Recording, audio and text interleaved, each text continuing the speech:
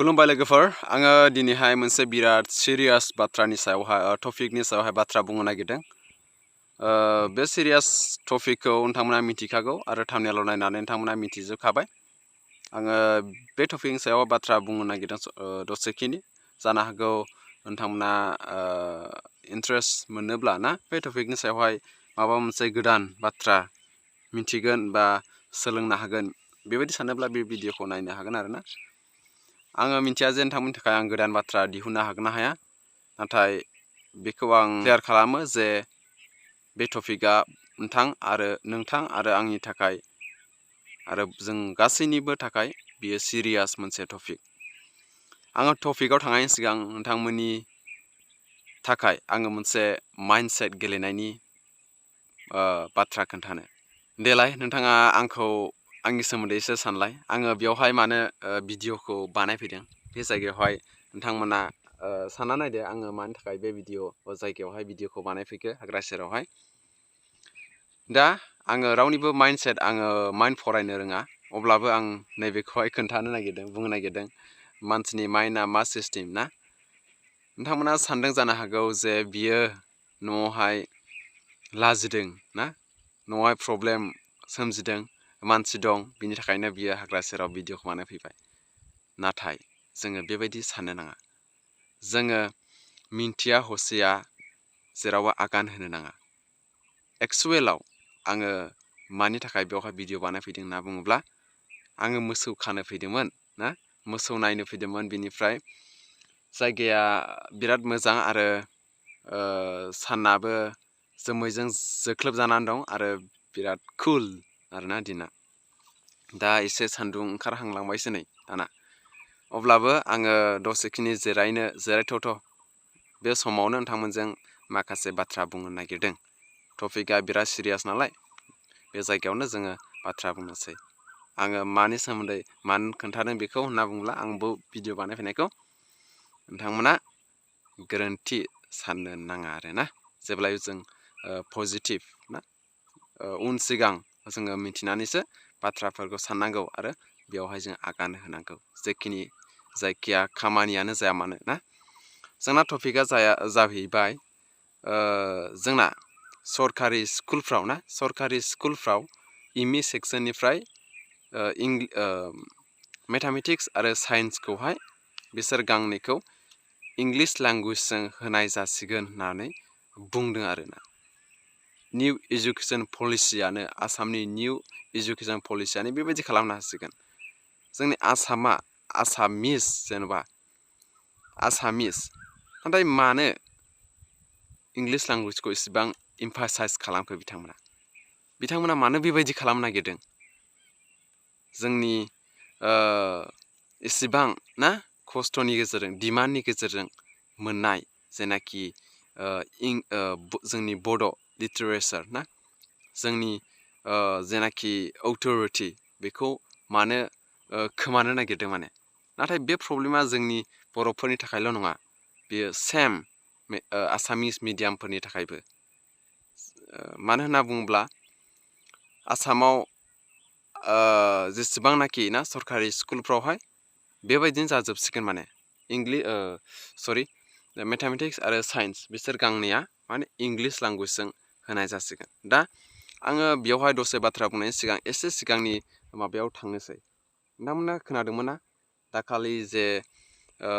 मोनसे जोंना गेदेर आचिभमेन्ट ना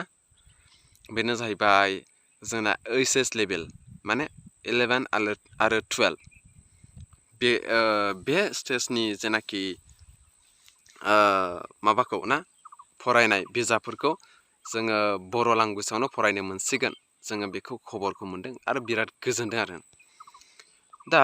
बियो जोंनि थाखाय बिराद गिदिर आचिभमेन्ट नाथाय मोनसे बाथ्राखौ नोंथांमोना साननानै नायदोलाय आङो नेगेटिभ पइन्टजों बुंनो नागिराखै नाथाय जोङो प्रेक्टिकेल जोङो मोनबोनाय जोङो नुबोनायखाय आङो फंनैसो बाथ्रा बुंनो नागिरदों जे जोंना डिग्री लेभेलाव बा जोंना ना ग्रेजुवेसनावहाय इंलिश लेंगुवेजजों लिरजानाय बिजाबफ्रानो एभेलेबेल जाजोबा जोङो मा खालामनांगौ जानानै फैदों जे मालाय सोरनिबा लोगोनि बिजाबखौनो जेरक्स कपि खालामनानै फरायनांगौ गोनां जाना फैदों बेबायदि प्रब्लेम आरो बेबायदि प्रब्लेमखौ जोङो नुबोदों आरो मोनबोदों दाना HS लेभेलाव बर' जेनाखि बिजाबजों फरायनो मोननाय बियो बर'फोरनि मोनसे अचिभमेन्ट बियो फुलफिल जागोन ना जाया दाना बिजाबफ्रा जोंना एभेलेबेल जाजोबगोन ना जाजोबा बर' लेंगुवेजाव जोङो बेखौ साननांगौ आरोखि ना बे गिदिर मोनसे बेखौ जोङो फुलफिल खालामजोबनो हायोब्लाना इमप्लिमेन्ट खालामजोबनो हायोब्ला बियो बिराद गिदिर मोनसे अचिभमेन्ट बर'फोरनि थाखाय दाना बियो थांबाय बियो रावबो बेवहाय गोरोन्थि बुंनो हाया बियो बिराद गिदिर आंनि आरो नोंथांनि थाखायबो बियो अचिभमेन्ट बर' हारिनि थाखायनो अचिभमेन्ट दानिया फैदो दाना गोदान बाथ्रायाव फैदो दाना बेनो जाहैबाय खहा मा खहा जोंना लिटारेचारनि खहा बा रावनि खहा बे रावनि खहाया जोंना गोदानै नुजानो थांगासिनो आरोखि माने दा नैबे बाथ्राखौहाय नोंथांमोना आं खोन्थानो नागिरदों जोंना मा रेनुस पेगु ना बिथाङा बुंदोंमोन नामा फ्रेक निउसनि मिडियामजों फ्रेक निउस चेनेलनि गेजेरजों बुंदोंमोन नामा बिथांनि बुंनाया बेनोमोन कि जोंना UPSC APSC आरो SSC लेभेलावहाय माने बेयावनि एग्जामावहाय माने जोङो इंलिश लेंगुवेजजों लिरनांगौ जायो बेनिखायनो जोङो बै लेभेलसिमाव जोङो गोरलैयै पास जाहैनोब्ला जोङो इंलिश लेंगुवेजखौ गोनांथि खालामनांसिगौ जोङो उन्दैनिफ्रायनो ना फिसा लेभेलनिफ्रायनो गेदेर आस्ते आस्ते फोजौलाङोब्ला बै लेभेलावहाय जोंना गोरलैयैनो माने बै एग्जामखौ पास खालामहैनो हागोन बे बाथ्राखौ बुंदों आरोखि आरो मिडियामैनो थागोन आसामिस मिडियामैनो थागोन बर'नि मिडियामा बर' मिडियामावनो थागोन बेयाव खुनु खहा गैया होनना बुंदों आरोखि ना बिथांनि बुंनाया बे नाथाय जोङो माने गोनांथि बाथ्राया जाहैबाय हाइलाइटसो खालामबाय थानांगौ जेरै जोङो मिथिदों जे जोंना SSC एग्जाम ना SSC एग्जाम बेयावबो जोंना बर' लेंगुवेजजों लिरनो हानाय बेबायदि मोनसे मोनबायना जोंना बेयो गेदेर जोंनि डिमान्डआ मोनफुंदोंना अब्ला जोङो बै एसेबां हाइ लेभेलाव थांखानाय मोनसे लिटारेचार बा लेंगुवेजखौ जोङो माबोरै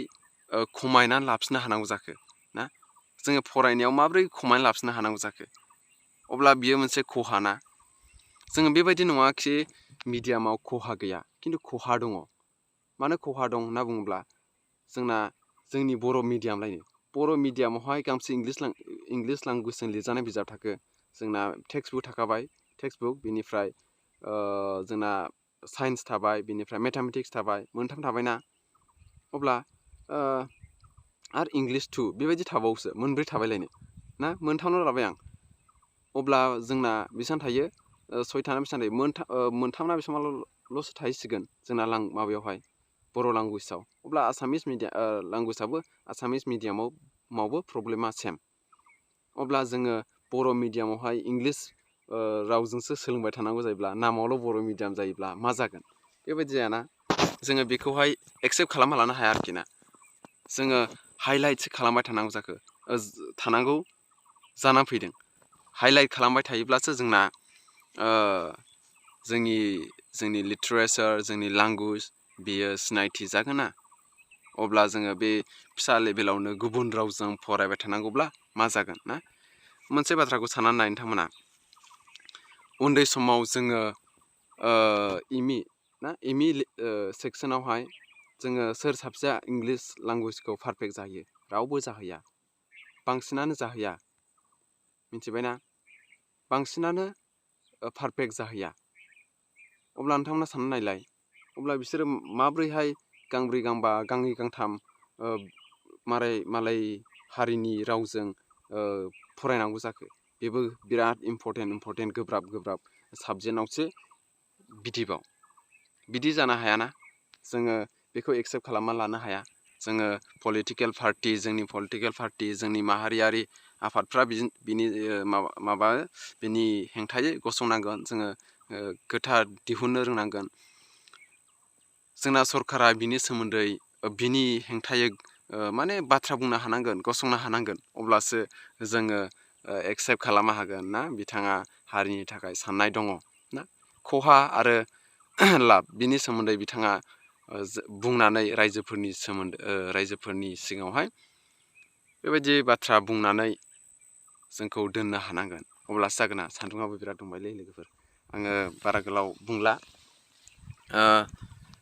बियो मोनसे बिराद खहा हारिनि थाखाय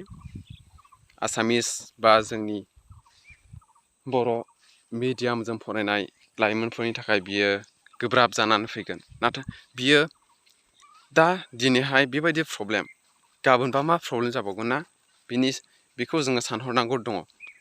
दिनै बेबायदि जोंना खहाखा आरो गाबोन मा खहा जाबावगोन मोनसेनि उनाव मोनसे खहा जालाङोब्ला ना माबोरैहाय जोङो जोंनि लिटारेचार जोंनि लेंगुवेजखौ जोङो हाइलाइट खालामनो हागोन बेसो दा प्रब्लेमा अके लोगोफोर आङो गोलाव बाथ्रा बुंला थांनोसै सान्दुंबो ओंखारबाय बेखिनिखौ बुंनानै नोंथांमोना भिडिअखौ माबोरै मोनखो नोंथांमोननि साननायखौ कमेन्टनि गेजेरजों आंनोबो खोन्थाहरदो आं बेखिनियावनो भिडिअखौ दोनथ'नाय जाबाय अके थेंक इउ बाबा एन्ड टेक